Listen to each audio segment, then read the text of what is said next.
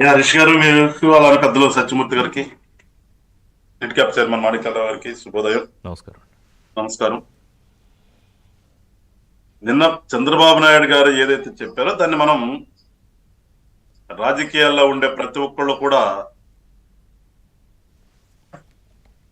ఏమంటాం, దాన్ని ఒక కేస్ స్టడీ అంటామా, అదంటే ఒక పుస్తకంలో ఒక పాఠ్యాంశం,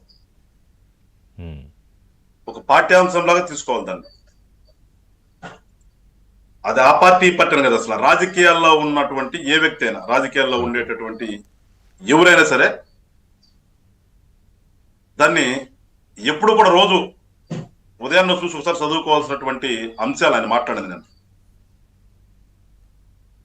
ఇదో రాజకీయాలకు వచ్చాం, లేకపోతే గాల్లో ఒక్కోసారి గాల్లో గెలిచేస్తాం, ఒక్కోసారి డబ్బులతో గెలుస్తాం, డబ్బులతో గెలవగానే అయిపోద్ది అనుకునే వాళ్ళకి అందరూ కూడా నిన్న క్లియర్ గా చెప్పాడు చాలా. ఎందుకంటే రాజకీయాల్లో చంద్రబాబు నాయుడు గారికి ఉద్యోగం రాజకీయమే. ఆయనకి గత 40 ఏళ్ళ నుంచి చూస్తున్నాం కదా, ఆయనకి ఇంకా రెండో వ్యాపకం ఉండదు. అవును, అధికారంలో ఉన్నా అధికారం లేకపోతే, ఎందుకంటే ఆయన అధికారం ముఖ్యమంత్రిగా ఉన్నా లేకపోతే ఎమ్మెల్యేగా ఉంటాడు. అన్ని ఇంకా ఆయనకంటే వృత్తి, ప్రవృత్తి, అనురక్తి అన్ని రాజకీయాల్లోనే. ఆయనకి ఇంకా రెండోది లేదు, ఆయన ఉద్యోగమే అదే ఇంకా. సో మరి అట్లా ఉండబట్టే ఇవాళకి కూడా ఆయన కుప్పం నియోజకవర్గం నుంచి అప్రతిహతంగా గెలవగలుగుతున్నాడు కదా. అది ఒక ఉదాహరణగా తీసుకోవాలి, ఒక పాఠ్యాంశంగా తీసుకోవాలంటే అందుకని నేను చెప్పేది రాజకీయాల్లో ఉండదలుచుకున్న వాళ్ళకి.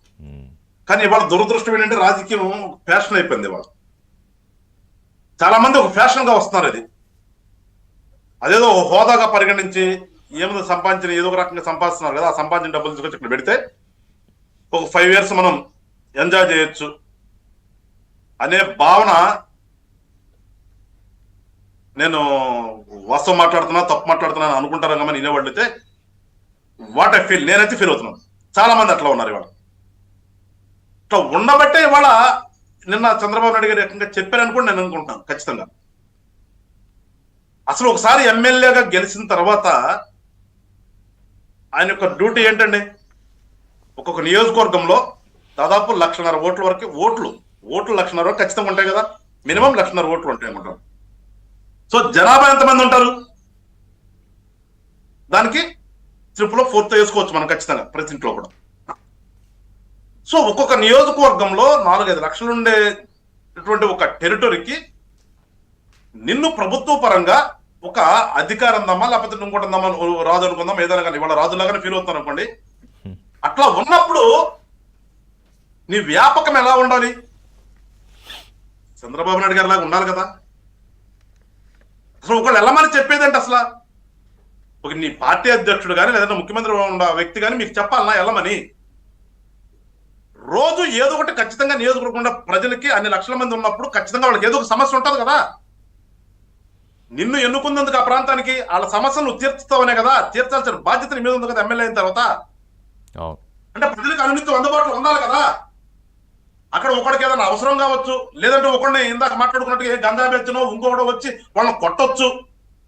ఆ కొట్టినాడికి రక్షణ నువ్వే కల్పించాలి కదా. ఆ అవసరమైన అవసరం తీర్చవలసిన బాధ్యత నీ మీదే ఉంది కదా. ఇవన్నీ వదిలిపెట్టేసేసి అంటే వెంకటేశ్వర గారు, ఇప్పుడు చాలా మంది మీ పార్టీలో కానివ్వండి, తెలుగుదేశం, ఆ మాటకు వస్తే బీజేపీలో కొంతమంది గత 5 ఏళ్ల పాటు అటు జగన్ ప్రభుత్వంలో ఉన్నప్పుడు పడిన బాధలు కానివ్వండి, అణిచివేతలు కానివ్వండి, అసలు అరెస్టులు కానివ్వండి చూశారు. సో వాళ్ళకు కొంత ఐడియా ఉంది, అంటే రాష్ట్రం ఎటువైపు వెళ్ళిపోతుందో ఒకవేళ పొరపాటును మళ్ళీ అతను ఏమన్నా వస్తే అని. ఈ 50 మందో 60 మందో లేకపోతే అంటే హాజరు కాని వాళ్ళందరూ నాన్ సీరియస్ అని అనుకోలేం, కానీ ఓవరాల్గా కొంతమంది ఉంటారుగా. సో వాళ్ళకి ఆ సీరియస్నెస్ అర్థం కావట్లేదా, లేకపోతే రాష్ట్ర భవిష్యత్తు మీద కొంత అంటే యువత అవ్వచ్చు, కొంత చిన్నతనం అవ్వచ్చు, సరైన క్లారిటీ లేదనుకోవాలా? అదే నేను చెప్తాను రిషారు, అసలు క్లారిటీ లేకపోవటం ఏంటంటున్నా. వన్స్ మీరు రాజకీయాల్లోకి వచ్చి అడుగు పెట్టిన తర్వాత రాజకీయం అంటే ఏంటి, వ్యాపారం కాదు కదబ్బా. రాజకీయం మీరు సేవ చేయటం కదా ప్రజలకి, దానికి కదా వచ్చేది, అది కదా అర్థం. సో అట్లా వచ్చినప్పుడు మీరు అసలు ఆ నెగ్లెక్ట్ అనేది లేదంటే నాన్ సీరియస్ అనేది ఎందుకు ఉంటుంది అంటున్నాను. ఎందుకు ఉండాలి?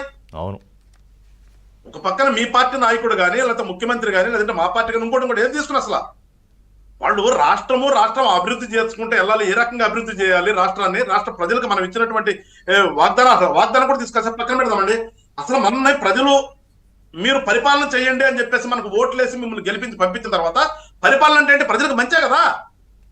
ఆ మంచి రకరకాలుగా ఉంటది కదా, వ్యక్తిగతంగా కొంతమందికి ఉంటది, ఆ ప్రాంతం పరంగా కొంతమంది ఉంటది, అక్కడ ఉన్నటువంటి రౌడీలను కంట్రోల్ చేసిన పద్ధతి ఉంటది, ఇవన్నీ మిళితమే కదా, అవును. ఇవన్నీ సమ్మేళనమే కదా ఒక నాయకుడు చేయాల్సినటువంటి పని ఆ ప్రాంతంలో. అలాంటప్పుడు మీరు ఎట్లా దాన్ని సీరియస్ ఉంటారంటున్నాను.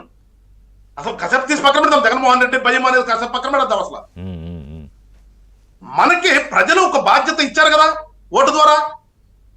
ఒక బాధ్యత ఇచ్చిన తర్వాత ఆ బాధ్యతను అడ్డం పెట్టుకుని మనం చాలా హుందాగాను మనకు గౌరవం వస్తుంది కదా, ఒక గౌరవంతో బతుకుతున్నాం. ఆఫీసర్లందరూ మన దగ్గరకు వస్తారు, నువ్వు చెప్పింది వింటారు. నువ్వు జస్ట్ లైక్ రాజులాగా నువ్వు ఆ ప్రాంతానికి ఉన్నప్పుడు మీరు ఏం చేస్తున్నారు, మీరు చేయాల్సినటువంటి మీ బాధ్యత ఏంటి, అది ఎరగాలి కదా. దానికి వాళ్ళు చంద్రబాబు నాయుడు గారు ఒక క్లాస్ పెట్టి క్లాస్ పీకి మీరు ఇట్లా ఉండాలని చెప్పాల్సినటువంటి ఆవశ్యకత వచ్చిందంటే మీరు అడిగే ఎంత నాన్ సీరియస్ గా ఈ ఎమ్మెల్యేలు ఉంటున్నారు ఇవాళ. అంటే అందరు అట్లా ఉన్నారా కొందరు ఉన్నారా అని తీసి పెడితే మనం ఏదైనా సరే మొత్తంగా ఓవరాల్ గా మాట్లాడుకోవాలి. మనం ఇలా ఓవరాల్ గా మాట్లాడుకునేటప్పుడు మీ బాధ్యతని విస్మరించినప్పుడు మళ్ళీ నెక్స్ట్ టైం ప్రజలు మిమ్మల్ని ఎట్లా ఆదరిస్తారు, మిమ్మల్ని అదే కదా అని చెప్పింది. అవును. వాళ్ళ మీ ప్రాంతంలో ఒక గంజాయి తాగేవాడు వచ్చి ఒకడు కొట్టాడంటే దానికి ఎవరు బాధ్యత వహించాలి? మీరే బాధ్యత వహించాలి. మీ మీద నమ్మకం ఉంది కదా, మీ ఓట్లేసి గెలిపించింది, మీరు రక్షిస్తారం కదా ప్రజల్ని. లేదు ఎవరికైనా ఒక ప్రాంతంలో రోడ్డు లేదు, ఆ రోడ్డు బాధ్యత ఎవరిది? ఆ రోడ్డు వేయించాల్సిన బాధ్యత మీ మీదే కదా. వాటర్ రావట్లేదు, వాటర్ తీసుకురావాల్సిన బాధ్యత మీ మీదే కదా. లేదు వాడికి కూడా చదువుకున్నవాడు ఉన్నాడు, పిల్లడు పాపం ఉద్యోగం దొరకట్లేదు, వాడికి ఉద్యోగం కల్పించవలసిన బాధ్యత, ఇప్పించవలసిన బాధ్యత మీ మీదే ఉంది కదా. ఈ ఇన్ని బాధ్యతలు మీ మీద ఉన్నప్పుడు అది డైలీ అక్కడ ఉన్నారు కదా మీరు ప్రజలకు అందుబాటులో. రోజు మీ ఆఫీస్ లో కూర్చుంటారో, లేదంటే ఇంకోసారి ఇంకొక ఊరికి వెళ్తారో, ఇంకోసారికి వెళ్తారు, అనునిత్యం నీ రాజ్యం అనుకునే దాంట్లో నువ్వు తిరగాలి కదా అంటున్నాను నేను అనేది. అక్కడ ప్రకృతి సంపద ఉంటే దోసేద్దాం అనేటటువంటి దాని మీద ఉన్నటువంటి ప్రేమ కంటే కూడా మీరు ప్రజలకు గదకు చేయాల్సింది. సో ఖచ్చితంగా నిన్న చంద్రబాబు నాయుడు అల్టిమేట్ గా ఆయనకున్నటువంటి ఇన్ఫర్మేషన్ ప్రకారమే రాష్ట్రంలో జరుగుతున్నటువంటి ఈ ఎమ్మెల్యేల పనితీరు మీదే ఖచ్చితంగా మాట్లాడాడు. అవును, ఎందుకంటే ఆయన మాట్లాడిందని నేనేమైతే చెప్తానంటే మీరు ఒక పాఠ్యాంశంగానే పెట్టుకోండి. ఎవరు ఉన్నటువంటి ఎమ్మెల్యే అందరూ కూడా చాలా మందికి ఏంటంటే ఏముందిరా వీళ్ళు ఎట్లా చెప్తారు, డబ్బులు ఇవ్వకుండా ఎలక్షన్ చేయగలుగుతామా, డబ్బులు ఇంపార్టెంట్ కదా, ముందు నేను డబ్బులు సంపాదించాలి కదా, గత ఎలక్షన్ లో 50 కోట్లు పెట్టాను, మళ్ళీ రేపు ఉన్నటువంటి ఎలక్షన్ మళ్ళీ ఇంకో 50 కోట్లు రెడీ చేసుకోవాలి, ఆ 50 కోట్లతో పాటు నా కుటుంబం లగ్జరీగా ఉండడానికి నాకు ఇంకొక 200 కోట్లు కావాలి అనే భావనతో ఉంటున్న వాళ్ళు ఎవరైతే ఉన్నారో ఒకసారి గతంలో రాజకీయ నాయకులు గుర్తెచ్చుకోండి.